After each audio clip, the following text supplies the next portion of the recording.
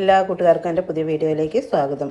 ഇന്ന് നമുക്ക് മലബാർക്കാരുടെ സ്വന്തം ഉന്നക്കായുടെ റെസിപ്പി നോക്കാം. നല്ല ടേസ്റ്റാണ് ഇതിന്. അതുപോലെ നമുക്കിത് വളരെ പെട്ടെന്ന് തന്നെ വീട്ടിൽ തയ്യാറാക്കി എടുക്കാനും പറ്റും.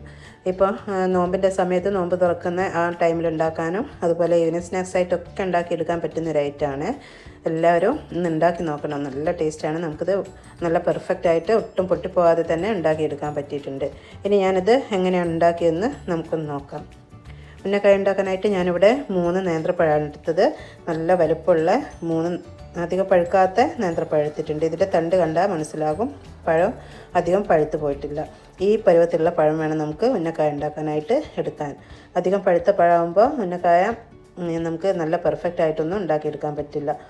ഇനി ഞാൻ ഈ പഴത്തിൻ്റെ തൊലിയെല്ലാം കളഞ്ഞ ശേഷം ഇതൊന്ന് നടുകെ മുറിച്ചിട്ട് അതിൻ്റെ ഉള്ളിലുള്ള ആ കറുത്ത അരിഭാഗം മുഴുവനായിട്ട് ചെത്തിയെടുക്കുന്നുണ്ട്. ഇതിന് പകരം നമുക്ക് വേണമെങ്കിൽ ഇത് പഴം പുഴുങ്ങിയ ശേഷം ചെത്തി പോക്കിയാലും മതി. ഞാൻ ഇതേപോലെ മുഴുവൻ പഴവും ആദ്യം അരി അങ്ങ് പോക്കിയ ശേഷമാണ് വേവിച്ചെടുക്കുന്നത്. മുഴുവൻ പഴവും ഞാനിവിടെ ഇഡ്ഡലി പാത്രത്തിലേക്ക് വെച്ച് കൊടുക്കുന്നുണ്ട്. അതിനുശേഷം നമുക്കിതൊരു 10 മിനിറ്റ് നേരം നല്ലോണം ഒന്ന് വേവിച്ചെടുക്കണം. പഴം നല്ലോണം വെന്ത് കിട്ടിയാൽ മാത്രമേ നമുക്കിത് നന്നായിട്ട് ഉടച്ചതിൻ്റെ മാവ് റെഡിയാക്കി എടുക്കാൻ പറ്റുകയുള്ളൂ. ഇപ്പോൾ 10 മിനിറ്റ് കഴിഞ്ഞ് നമ്മുടെ പഴമൊക്കെ ഇവിടെ നല്ലോണം വെന്തിട്ടുണ്ട്. ഇനി ഞാനിതെല്ലാം കൂടി ഒരു പ്ലേറ്റിലേക്ക് മാറ്റി കൊടുക്കുന്നുണ്ട്. അതിനുശേഷം നമുക്കിത് ചൂടോടെ തന്നെ വേണം കേട്ടോ ഉടച്ചെടുക്കാനായിട്ട്. ചൂടാറിയ ശേഷം ഉടച്ചെടുത്താൽ ഇതിൻ്റെ മാവ് നമുക്ക് റെഡിയാക്കി എടുക്കാൻ വളരെ ബുദ്ധിമുട്ടായിരിക്കും. ഒരു ഫോർക്ക് വെച്ചോ അല്ലെങ്കിൽ സ്റ്റീലിൻ്റെ ഗ്ലാസ്സോ എന്ത് വെച്ചാൽ കൈ കൊള്ളാത്ത വിധത്തിൽ നമുക്കിത് നല്ലോണം ഉടച്ചെടുക്കണം. ഞാനിവിടെ ഫോർക്ക് വെച്ചാണ് ഉടച്ചെടുത്തത്. ചൂടോടെ തന്നെ ഉടച്ചാൽ മാത്രമേ നമ്മുടെ പഴം നന്നായിട്ട് ഉടഞ്ഞ് കിട്ടുകയുള്ളൂ. ഇനി ഇതിൻ്റെ ചൂട് അല്പം ആറിയ ശേഷം കൈ വെച്ച് തന്നെ ഒന്നുകൂടി ഉടച്ചെടുത്ത ശേഷം നമുക്ക് നല്ലോണം ഒന്ന് കുഴച്ചെടുക്കാം. ഞാനിവിടെ കൈ വെച്ച് നന്നായിട്ട് തന്നെ കുഴച്ചെടുത്തിട്ടുണ്ട്. നമ്മുടെ പഴത്തിൻ്റെ കൂട്ടൊക്കെ നല്ല സോഫ്റ്റായിട്ട് തന്നെ കിട്ടിയിട്ടുണ്ട്. നിങ്ങൾക്ക് കണ്ടാൽ മനസ്സിലാവുമെന്ന് വിചാരിക്കുന്നത്.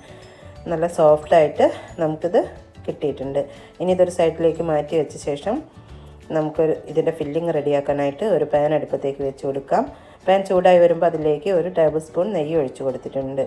നെയ്യൊന്ന് ചൂടായി വരുമ്പോൾ അതിലേക്ക് അണ്ടിപ്പരിപ്പാണ് ചേർത്ത് കൊടുക്കുന്നത്. 1/2 കപ്പ് അണ്ടിപ്പരിപ്പ് ചേർത്ത് കൊടുത്തിട്ടുണ്ട്. പിന്നീട് അതിലേക്ക് 1/2 കപ്പ് മുന്തിരി കൂടി ചേർത്ത് കൊടുക്കുന്നുണ്ട്. ഈ അണ്ടിപ്പരിപ്പും മുന്തിരിയും കൂടി ഒരു 2-3 മിനിറ്റ് നേരം നല്ലോണം ഒന്ന് ഇളക്കി കൊടുത്ത ശേഷം വേണം നമുക്കതിലേക്ക് തേങ്ങ ചേർത്ത് കൊടുക്കാനായിട്ട്. ഇതിൻ്റെ അളവൊക്കെ നിങ്ങൾക്ക് അങ്ങോട്ടും ഇങ്ങോട്ടും മാറ്റി കൊടുക്കട്ടോ. ഓരോരുത്തരുടെ ആവശ്യത്തിനനുസരിച്ച് ചേർത്ത് കൊടുത്താൽ മതി. ഇനി ഇതിലേക്ക് 1/2 കപ്പ് തേങ്ങ കൂടി ചേർത്ത് കൊടുക്കുന്നുണ്ട്.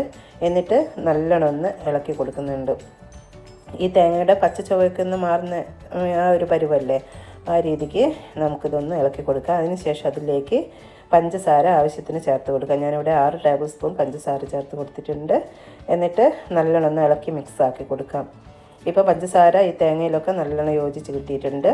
ഇനി ഇതിലേക്ക് ഏലക്ക പൊടിച്ചത് കൂടി ചേർത്ത് കൊടുത്ത് നല്ലോണം ഒന്നുകൂടി ഇളക്കി മിക്സാക്കി കൊടുക്കാം.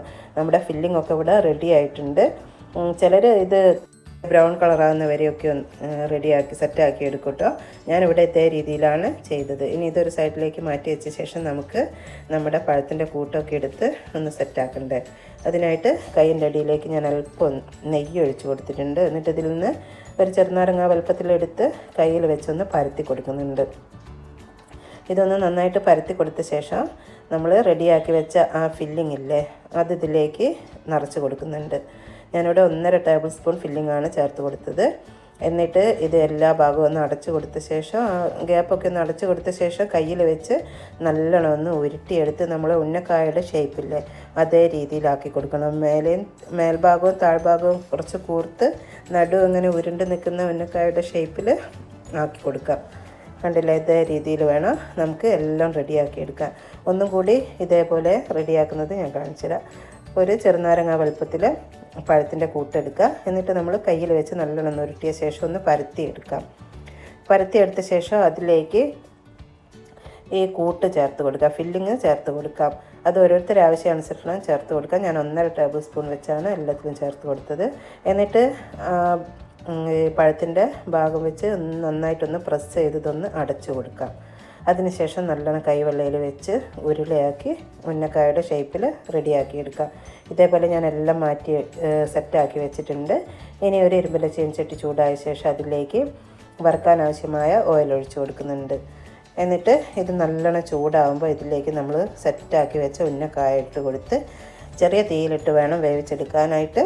നല്ല ഗോൾഡൻ ബ്രൗൺ കളറാകുന്നവരെ നമുക്കിതൊന്ന് വേവിച്ചെടുക്കണം. തീ കൂട്ടി വെച്ചാൽ പഴമായതുകൊണ്ട് പെട്ടെന്ന് തന്നെ കരിഞ്ഞു പോകും. ഞാനവിടെ തീ കുറച്ച് വെച്ച് നല്ലോണം ഇത് തിരിച്ചും മറിച്ചു വിട്ട് ഗോൾഡൻ ബ്രൗൺ കളറാകുന്ന വരെ ഒന്ന് വേവിച്ചെടുക്കുന്നുണ്ട്. നമ്മുടെ ടേസ്റ്റിയായ ഉന്നക്കായൊക്കെ സെറ്റായി കിട്ടിയിട്ടുണ്ട്. നിങ്ങൾക്ക് കണ്ടാൽ മനസ്സിലാവുമെന്ന് വിചാരിക്കുന്നു. നമ്മുടെ ഉന്നക്കായൊക്കെ അടിപൊളിയായി വന്നിട്ടുണ്ട്. പൊട്ടിപ്പോവുകയോ ഫില്ലിങ് പുറത്താവുകയോ ഒന്നും ചെയ്തിട്ടില്ല. നല്ല പെർഫെക്റ്റ് ആയിട്ട് തന്നെ കിട്ടിയിട്ടുണ്ട്. കണ്ടില്ലേ? ഇതേപോലെ ബാക്കിയുള്ളതും കൂടി നമുക്ക് സെറ്റാക്കി എടുക്കാം. നിങ്ങളെല്ലാവരും ഇതേ രീതിയിലൊന്ന് ഉണ്ടാക്കി നോക്കണേ. എന്നിട്ട് നിങ്ങളുടെ അഭിപ്രായമൊക്കെ ഒന്ന് അറിയിക്കണം. അതുപോലെ നിങ്ങൾക്ക് ഈ വീഡിയോ ഇഷ്ടമായാലൊന്ന് ലൈക്ക് ചെയ്യാനും നിങ്ങളുടെ ഫ്രണ്ട്സിനും റിലേറ്റീവ്സിനൊക്കെ ഒന്ന് ഷെയർ ചെയ്ത് കൊടുക്കാനും മറന്നു പോകരുത്. സബ്സ്ക്രൈബ് ചെയ്യാതെ ആരെങ്കിലും കാണുന്നുണ്ടെങ്കിൽ ഒന്ന് സബ്സ്ക്രൈബ് കൂടി ചെയ്യണം. നമുക്ക് മറ്റൊരു അടിപൊളി വീഡിയോയുമായി വീണ്ടും കാണാം.